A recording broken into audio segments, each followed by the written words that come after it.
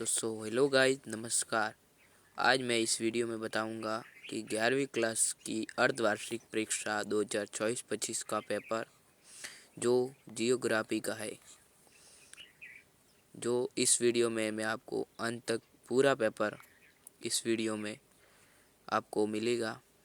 तो अंत तक ज़रूर बने रहे और वीडियो को लाइक और सब्सक्राइब ज़रूर करें। तो शुरू करते हैं। सबसे पहला प्रश्न, निम्नलिखित में से विद्वान ने भूगोल शब्द का प्रयोग किया? तो इसका आंसर होगा बी। और इसके बाद दूसरा क्वेश्चन, निम्न में से कौन सा तत्व वर्तमान वायुमंडल के निर्माण एवं संशोधन में शामिल नहीं है? सौर, पवन, गैस उत्सर्जन, विभेदन, द प्रकाश संश्लेषण। तो इसका सही आंसर होगा स। और अब तीसरा क्वेश्चन, एक गहरी खाड़ी जिसकी विशेषता सीढ़ीनुमा खड़ी ढाल होती है, जिस नाम से जानी जाती है? तो पहला ऑप्शन हो अ यू आकार की घाटी, ब अंधी घाटी, स गॉर्ज, द कैनियन। इसका सही आंसर होगा कैनियन, द। मलबा, चौथा क्वेश्चन, मलबा अवधाव को किस श्रेणी में सम्मिलित किया जा सकता है? तो इसका सही आंसर पहला होगा भूसंकलन, दूसरा है तीव्र प्रवाहित ब्रन संचलन, और स है बंद प्रवाही ब्रन संचलन, और द अवतलन। और इसका सही आंसर होगा स। इसका सही आंसर है स। तो इस आगे बढ़ते हैं। पांचवा क्वेश्चन, निम्न में से यमांत्रों में से कौन सा भारत का मानक यमांत्रण है? तो इसका पहला है 69 डिग्री 30 पूर्व, दूसरा है 75 डिग्री 30 पूर्व, तीसरा है 82 डिग्री 30 पूर्व, द है 90 डिग्री 30 पूर्व। तो इसका सही आंसर होगा स। और छठा क्वेश्चन, अंडमान निकोबार में कौन सा जल क्षेत्र अलग करता है?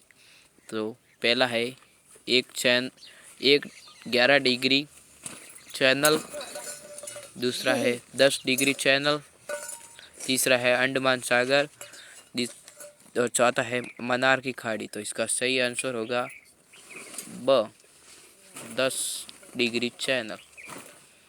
और सातवां क्वेश्चन,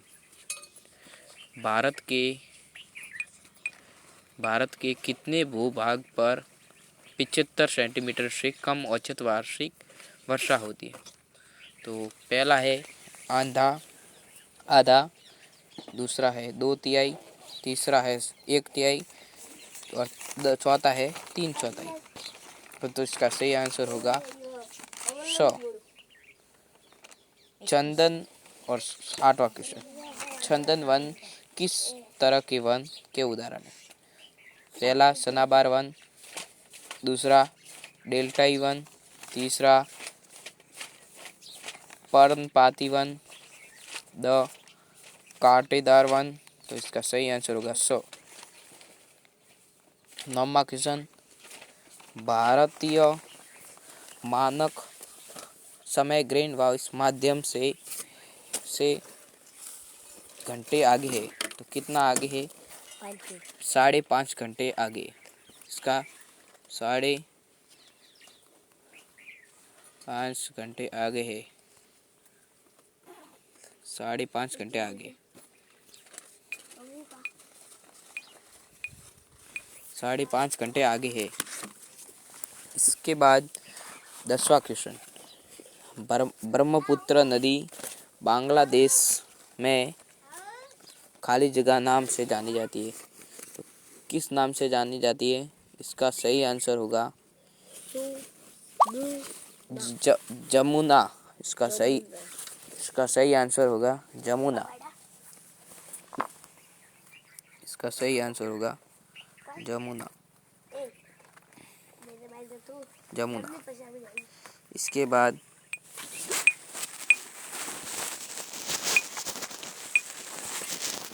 ये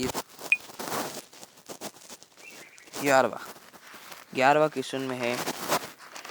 11 क्वेश्चन में भारत में औसत वार्षिक वर्षा लगभग 119 सेंटीमीटर है।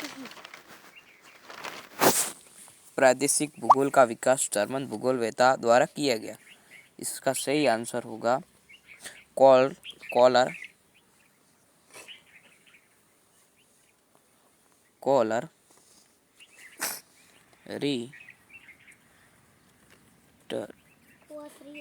रिटर होगा इसका सही आंसर। आप आगे की क्वेश्चन तक बढ़े।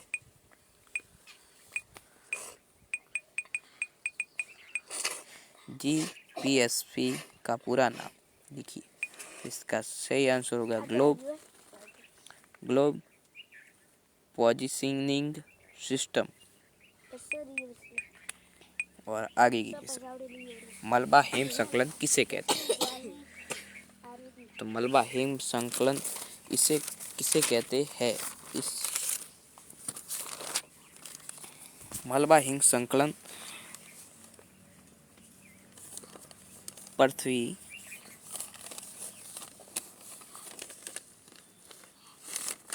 के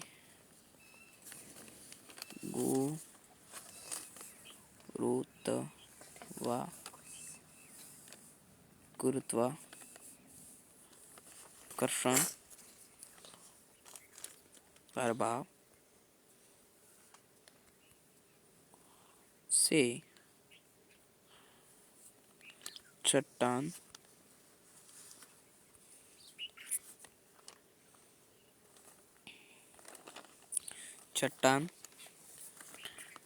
मिट्टी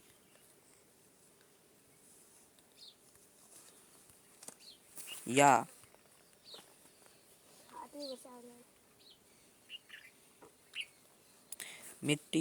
मलबे के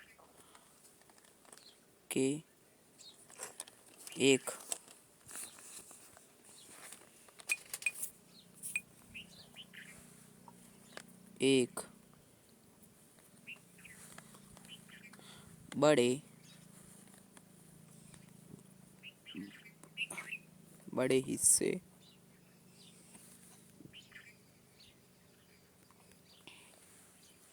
का अचानक और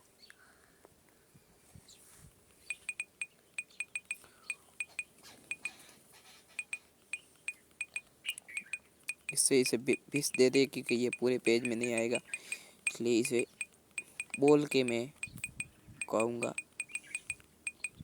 इसको मैं सारा मिटा के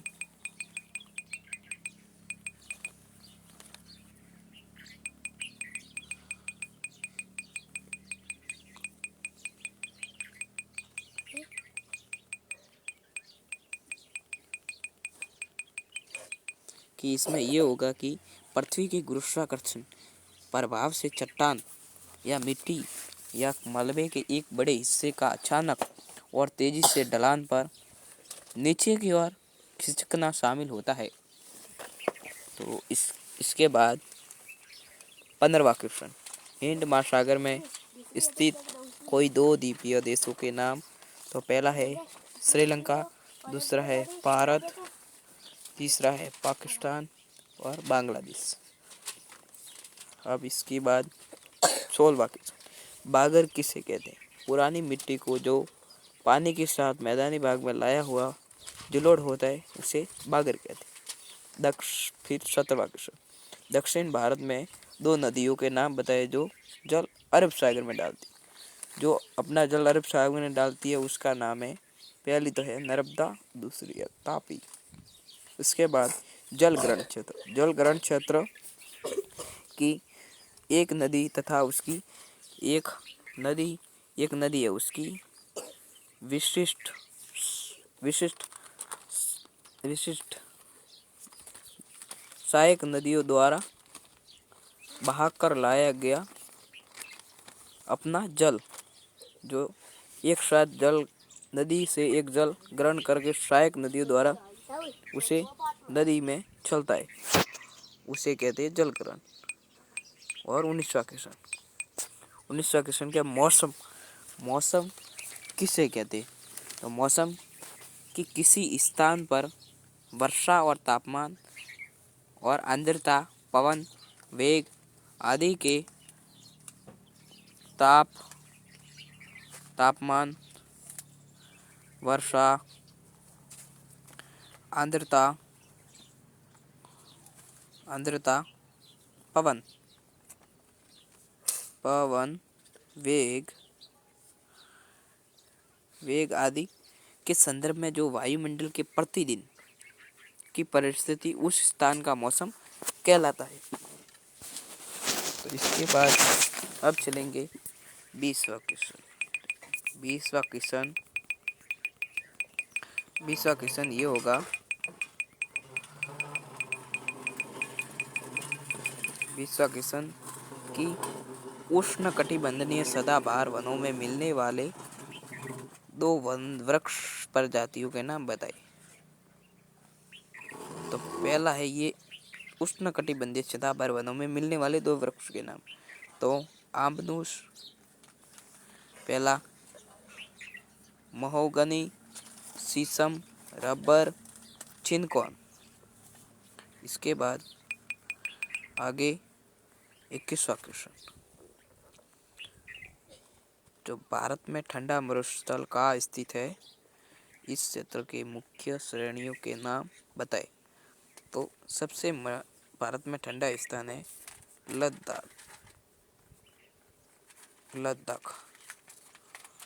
लद्दाख है। उसके बाद इसमें इस क्षेत्रों के मुख्य श्रेणी के नाम बताएं। तो पहला है काराकोरम, दूसरा है जास्कर श्रेणी के बीच में। इसके बाद 22वां क्वेश्चन, नदी द्रोणी किससे कहते हैं और जल संभर में अंतर। तो नदी द्रोणी होती है,